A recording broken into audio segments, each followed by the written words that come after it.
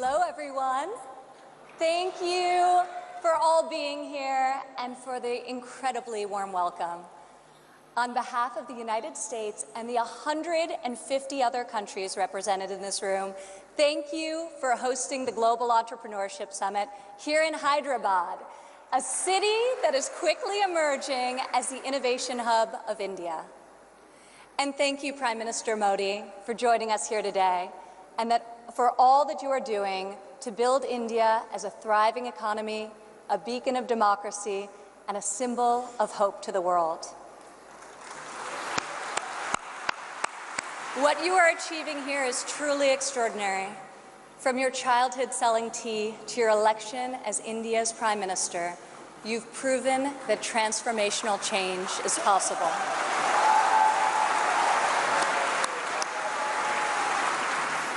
And now you are bringing that promise to hundreds of millions of people across your country. Thank you. To the people of India, I want to congratulate you as you celebrate the 70th anniversary of your independence. You are celebrating it as the world's largest democracies and one of the fastest growing economies on earth.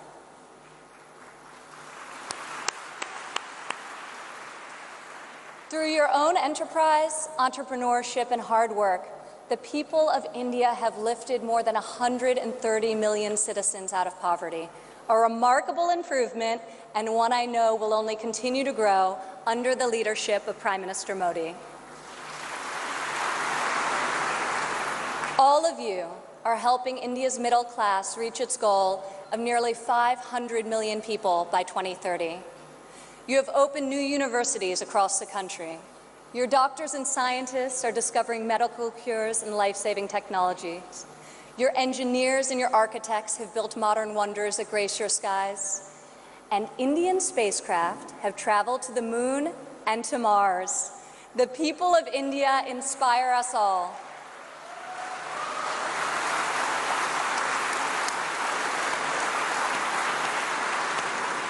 This is the first time India has hosted the Global Entrepreneurship Summit. It is a symbol of the strength and friendship between our two people and the growing economic and security partnership between our two nations.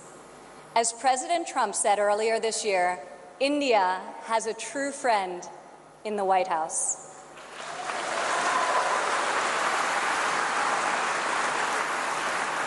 I would like to thank the State Department for co-hosting this incredible gathering. I would also like to thank Governor Narasimhan and all elected Indian officials who are here with us tonight for welcoming us to your beautiful country. Thank you. It's incredible to be in this ancient city brimming with transformative technology. Now, your tech centers may even outshine your world-famous biryani. Maybe. CEOs like Microsoft's Satya Nadella went to school right here in Hyderabad.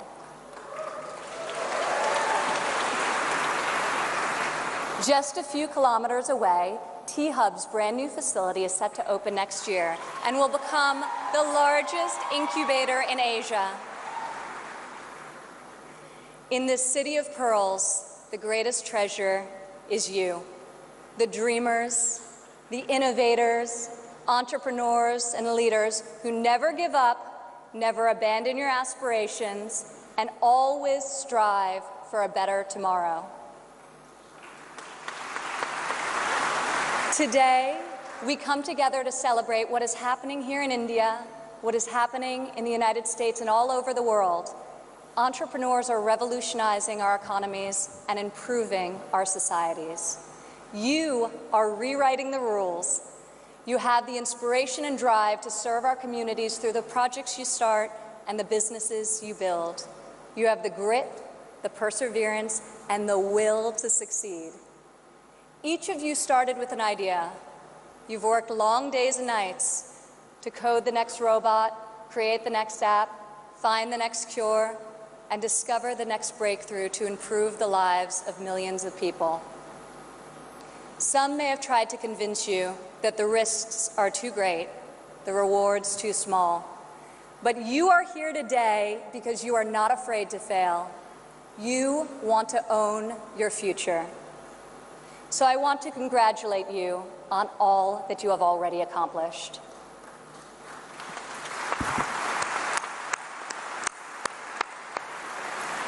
And I especially want to congratulate the women entrepreneurs here with us today.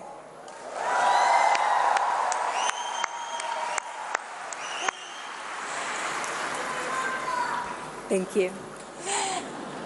This year's summit is focused on a theme that is key to our future: women first, prosperity for all.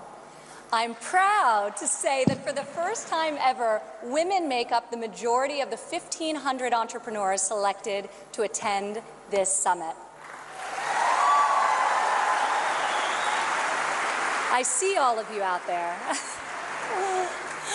Only when women are empowered to thrive will our families, our economies, and our societies reach their fullest potential. As a former entrepreneur, employer, and executive in a male-dominated industry, I've seen firsthand that all too often, women must do more than their male counterparts to prove themselves at work, while also disproportionately caring for their families at home. After my father's election, I saw an opportunity to leave my businesses for the privilege of serving our country and empowering all Americans to succeed. Our administration is advancing policies that enable women to pursue their careers and care for their families, policies that improve workforce development and skills training, and policies that lift government barriers and fuel entrepreneurship so that Americans can turn their dreams into their incredible legacies. In the last decade, women have made remarkable strides in starting new businesses. Globally, between 2014 and 2016, entrepreneurship activity amongst women has increased by 10%. In the United States, within the last decade, the number of women-owned firms has grown by 45%. Even more promising, minority women have started nearly 8 in 10 new woman-owned businesses.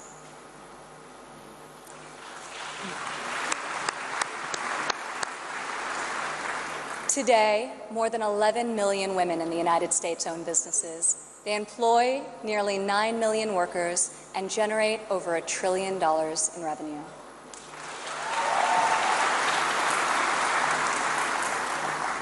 Many women become entrepreneurs and job creators out of necessity. Some weren't given the flexibility they needed at work to care for their families. Others lacked professional sponsors or weren't given a fair shot at a promotion. Instead, women, like the many here today, are charting their own courses and achieving incredible feats. Fueling the growth of women-led businesses isn't simply good for society, it's good for our economy. One study estimates that closing the gender entrepreneurship gap worldwide could grow our global GDP by as much as 2%. The women in this room can lead the way in closing that gap and ushering in a new era of greater prosperity.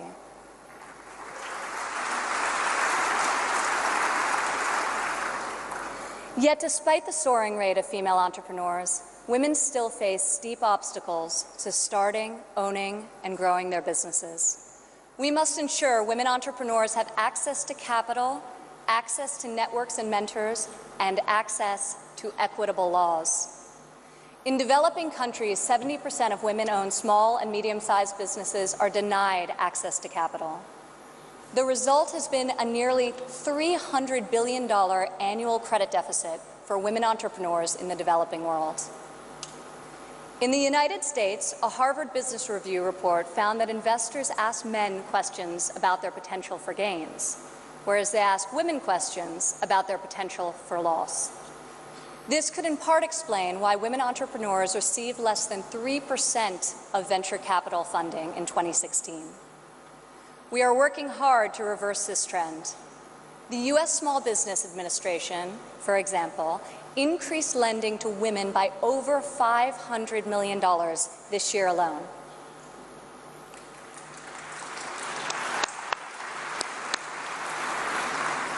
When it comes to networks and mentorship, roughly half of women in the United States say they have difficulty finding a mentor. Yet mentorship is critical to success, as each of you knows. Entrepreneurs need professional guidance to help them start and grow their business. In the United States, we are fostering mentorship through programs such as SCORE, a nationwide initiative where successful men and women coach those who want to become their own CEOs. And when it comes to equitable laws, while many developed and developing countries have made tremendous strides, there is still much work to be done. In some countries, women are not allowed to own property, travel freely, or work without the consent of their husbands. In even more countries, the cultural and family pressure is so great that women do not feel the freedom to work outside of the home. Our administration is striving to promote greater opportunity for women around the world, both through our domestic reforms and our international initiatives. This summer at the G20 conference, the United States was a founding member of a bold new initiative with the World Bank, the Women Entrepreneur Finance Initiative, also known as WEFI.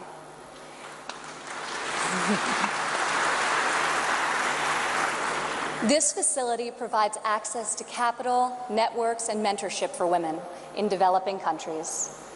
WEFI is the first facility to support women entrepreneurs at this scale, and we anticipate it will be able to leverage in excess of $1 billion in public and private financing.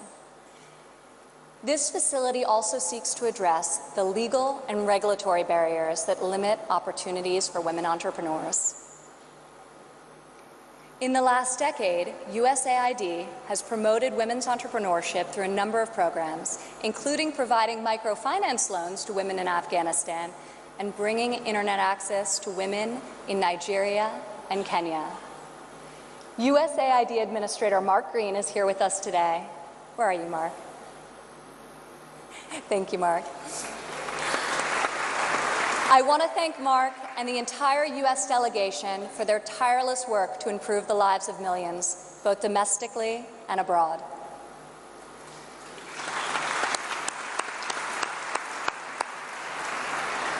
Further, as each and every one of you can attest, this summit is yet another powerful example of a U.S. initiative that connects entrepreneurs around the world with investors who believe in your mission and will champion your success.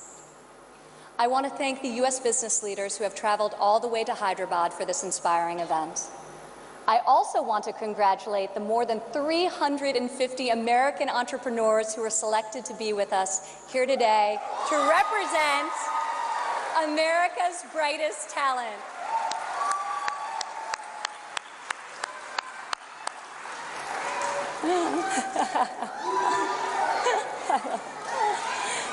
I think I found your section. Thank you. At home, our administration is committed to empowering women entrepreneurs through domestic reforms. In the past 11 months, we have expanded apprenticeship programs and prioritized STEM education to ensure that women and men have more opportunities to master the skills that drive progress in the 21st century. We have dramatically reduced job-crushing regulations, which disproportionately hurt entrepreneurs and small business owners. And we are laser-focused on passing long-overdue tax cuts. This will provide much-needed relief to working families and to businesses of all sizes. Also this year, for the first time ever, the President's budget included a proposal to establish a nationwide program for paid family leave. We are committed to supporting women and men who work both inside and outside of the home.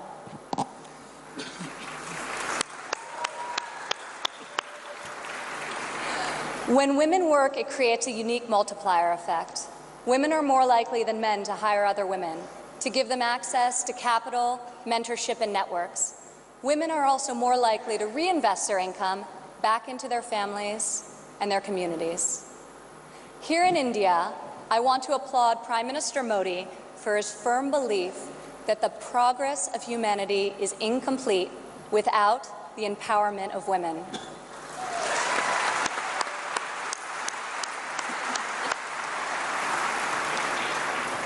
Just consider, if India closes the labor force gender gap by half, your economy could grow by over $150 billion in the next 3 years.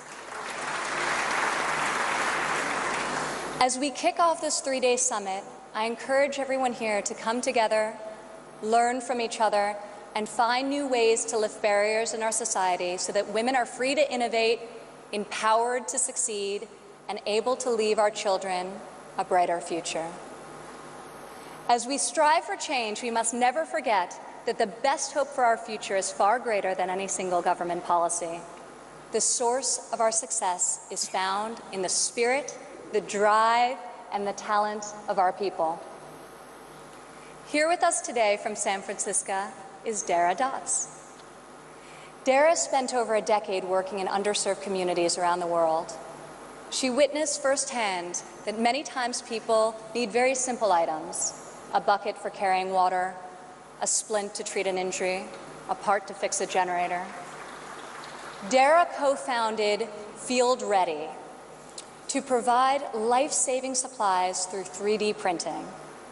Today, Dara's company responds to disasters all over the world and delivers humanitarian aid with cutting-edge technology.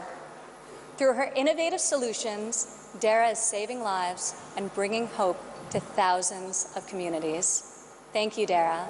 Please stand up, Dara.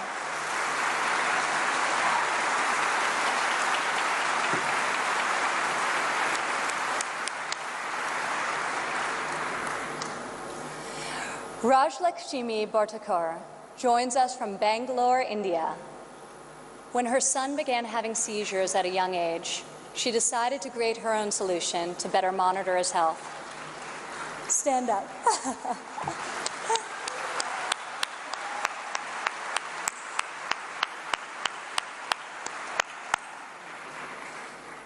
She invented a smart glove that predicts, manages, and detects different diseases and disorders using artificial intelligence.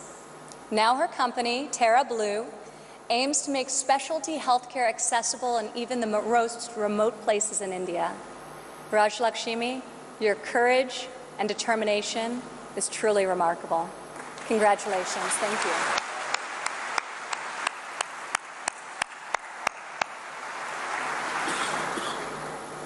Also here with us today is Rayan Karmalova from Azerbaijan. Rayan, please stand up.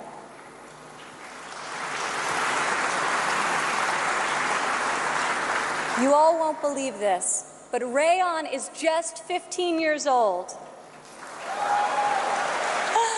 But that has not stopped her from founding a company that harvests energy from rainwater. Rayan has a powerful motto: light up one house at a time. Rayan, each home you light up is illuminating the world. We are inspired by your brilliance and your hard work. Thank you.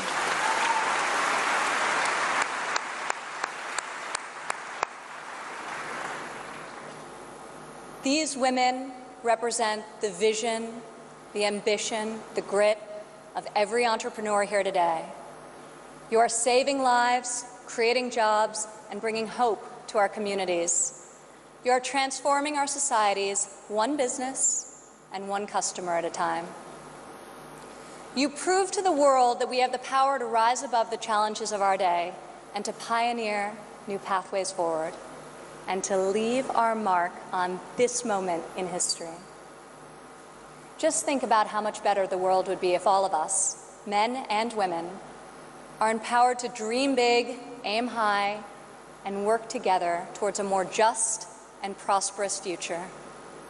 A future where mothers and fathers can work hard to build a better life for their families, where boys and girls can go to school, discover their talents, and pursue their ambitions, and where people of all nations can live and work together in dignity and in peace. This is the future we can, will, and must build together. And this is the promise of the visionaries gathered in this room today. Thank you.